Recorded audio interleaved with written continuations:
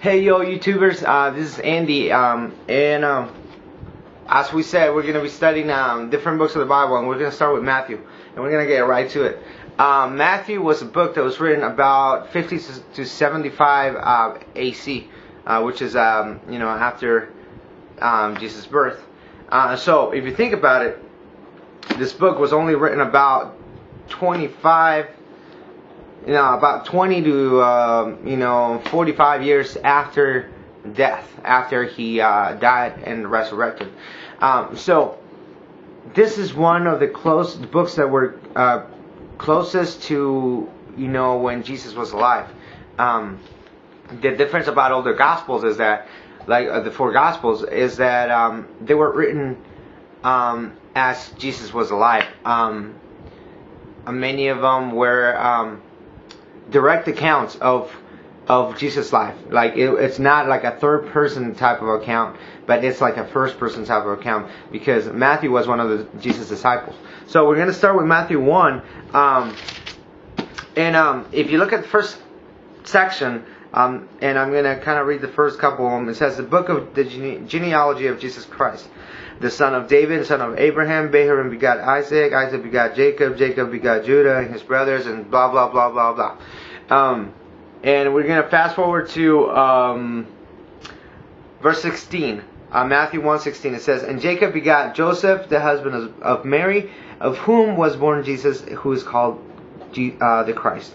So all the generations from Abraham to David are 14 generations. From David until captivity in Babylon are 14 generations. And from the captivity of Babylon until the Christ are 14 generations. So what this whole first half means is that one of the prophecies was fulfilled here. Jesus was said that he was going to be the son of David. The Messiah was supposed to be the son of David and the son of Abraham, meaning that he was going to come from direct descendants from Abraham, who was one of the fathers of the faith. So this is extremely important because it fulfills another prophecy that was written in the Bible about the Messiah. Now, let's look at the second section of the chapter 1. It says, verse 18. Now the birth of Jesus Christ was as follows. After his mother Mary was betrothed to Joseph, I can't read. Before they came together, she was found with child of the Holy Spirit. Then Joseph, her husband, being a just man, and not wanting to make her a public example, was minded to put her away secretly. While he thought about these things, behold, an angel of the Lord appeared to him in a dream, saying, Joseph, son of David, do not be afraid to take to you Mary as your wife, for that which is conceived in her is of the Holy Spirit. And she shall bring forth a son, and you shall call his name Jesus, for he will save people from their sins. So all this was done that it might be fulfilled, which was spoken by the Lord through the prophet, saying, behold, the virgin shall be with child and bear a son, and they shall call his name Emmanuel, which is translated God with us. Then Joseph, being aroused from sleep, did as the angel of the Lord commanded him to, and took to him his wife, and did not know her till she had brought forth her firstborn son, and he called his name Jesus. So the Holy Spirit, Jesus was conceived by the Holy Spirit. Mary did not have any sex with anyone. She was a virgin until the moment she got married and everything. It says the Bible that Joseph did not know her sexually. They did not have sexual intercourse until after the firstborn. So, for all you people saying that Jesus was the son of Joseph, yeah, he was the son of Joseph because they were married at the time, but he was not conceived by Joseph. He was conceived by the Holy Spirit. So, within this, though, if we get anything out of all this thing, is that one, the first section is that Jesus was the fulfillment of the prophecies of the Old Testament. One of the prophecies that were fulfilled was that he was a direct descendant of Abraham and David.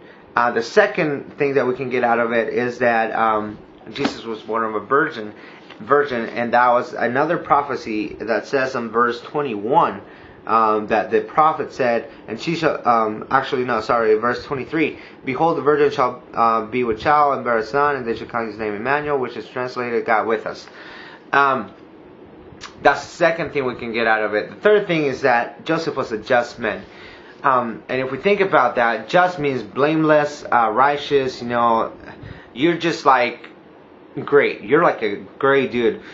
And if you were anything like Joseph, for people to know that your wife was pregnant before you got married to her, that's a dishonest thing. That's why he wanted to let her go secretly. That way she wouldn't be embarrassed or even stoned, because that's the way they used to do it back then. So that's the other thing. And we ought to take in our lives, we ought to take Joseph's example. As he was a just man, he needed to trust God. He needed to say, God, you're in control. Whatever you want to do. If you say that this is your son and this is being conceived by the Holy Spirit, then I got to trust your word and what you're saying. I got to trust you 100%. And that's exactly what he did.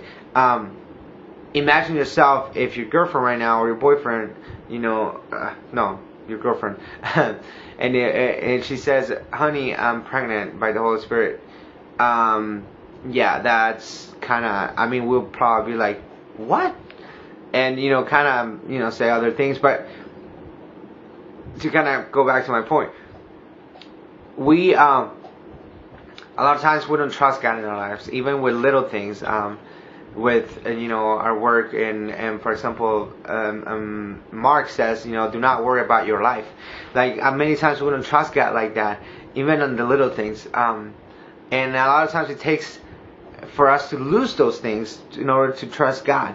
Right here, Joseph did not lose anything, but he didn't have any leverage. Like it was either black or white. Whether he believed or not, it was up to him. And God told him, believe me, because this is what I'm saying.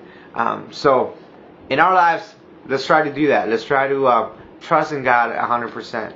Let's try to have a full, a friendship that we might just go like, God, maybe I don't understand what's going on. Maybe I don't know what this really means. But hey, you know what? You're in control. So let's do that in our lives. So hope this was a blessing, and soon we're going to start with chapter 2. So check out tomorrow, maybe the day after. I'll upload the next video. So God bless. And if you have any questions, feel free to call me. I'm actually going to put my cell phone number.